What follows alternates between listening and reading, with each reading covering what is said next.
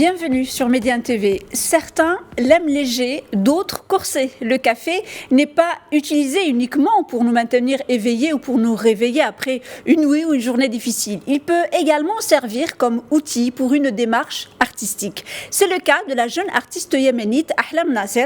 La jeune femme aime peindre avec tout, sauf avec des pinceaux. La jeune artiste qui a perdu son travail tient à développer sa vocation. Ainsi, en utilisant du café en poudre, elle peint sur de l'étoffe ou encore sur des assiettes blanches. Bien évidemment, la guerre de son pays est au cœur de sa création. Elle est même son leitmotiv pour aller de l'avant et continuer à peindre. Et le café n'est pas un hasard quand on connaît la place du café dans les traditions yéménites. Je vous propose d'écouter justement Ahlam Nasser.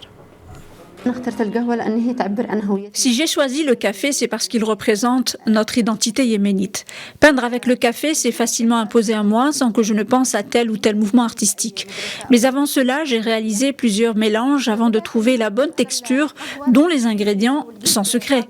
Le but est que le dessin dure le plus longtemps possible. Les gens ont très vite adopté ma méthode et surtout que j'utilise le café yéménite. Pour eux, c'est comme un gage d'authenticité et pour moi, cette confiance m'encourage pour continuer sur cette voie. Ahlam Nasser a un diplôme en traduction. Elle a travaillé avec plusieurs ONG, mais après avoir perdu son travail, elle a voulu développer son art. Et c'est là que des amis et des amateurs de son travail lui ont commandé des portraits au café. Et c'est là qu'elle se rend compte qu'il y avait une demande et que ce don et ce savoir-faire pouvaient l'aider à survivre et à subvenir à ses besoins. Et même si aujourd'hui, la hausse du prix du café est bien réelle, cela n'empêche pas cette militante et jeune artiste de poursuivre son chemin car elle y croit et croit surtout à la paix dans son pays. Je vous propose de réécouter Ahlam Nasser. Cette œuvre en particulier représente la souffrance du peuple yéménite en ce temps de guerre. J'ai utilisé les couleurs noires et rouges.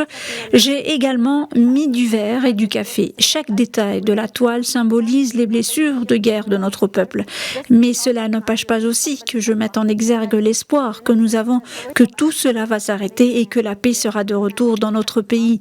La guerre a affecté tous les secteurs clés du pays et à travers mon art, je veux passer le message qu'il est temps d'arrêter cette guerre pour que nous puissions être comme tous les autres pays et que nous soyons libres de réaliser nos rêves et de démontrer nos compétences.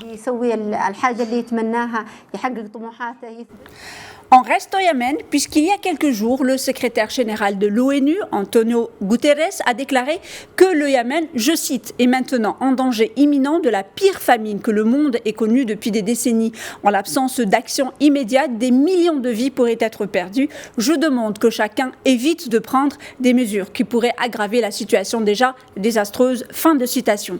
Une situation qui a poussé en Angleterre un groupe d'artistes à créer un immense portrait d'un jeune enfant pour mettre en lumière la situation critique des enfants au Yémen. Le portrait créé par le collectif Sand in Your Eye a reproduit le visage d'un enfant composé de 6000 figurines grandeur nature d'enfants en train de jouer. Les mauvaises infrastructures de santé du Yémen ne sont pas préparées à lutter contre la pandémie après 5 années de guerre. Et pour Jamie Wardley, artiste et fondateur de Sand in Your Eye, le rapport de l'Agence des Nations Unies pour l'enfance a été un élément déclencheur qui a initié le projet. Je vous propose justement de l'écouter.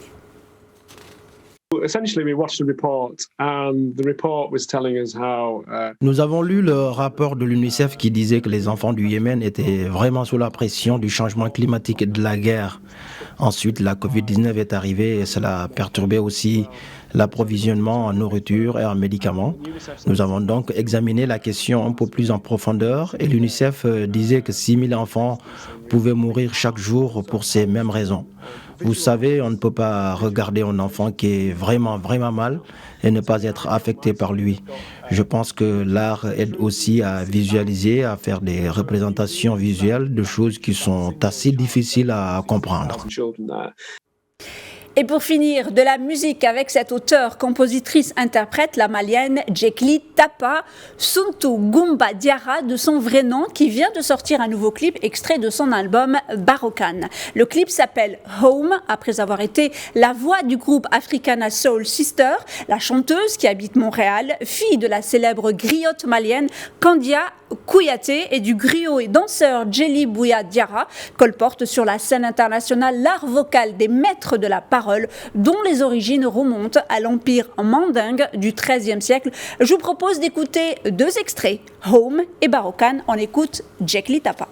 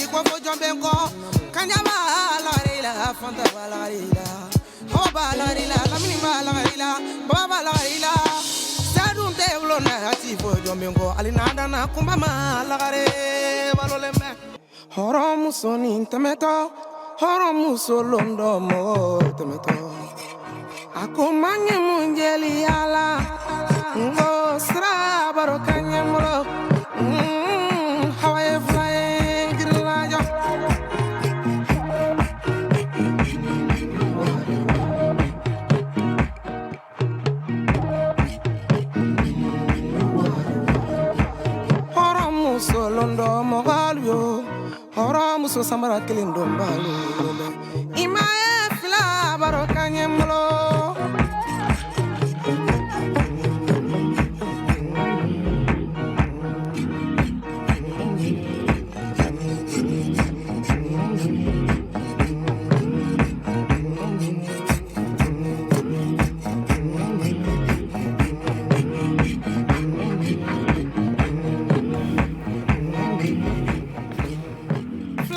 Merci, chers téléspectateurs, pour votre fidélité. L'information se poursuit sur nos différents canaux, Médiane TV Arabique, Médiane TV Maghreb, Médiane TV Afrique et sur notre site web www.mediantv.com. Surtout, portez votre masque et restez vigilants.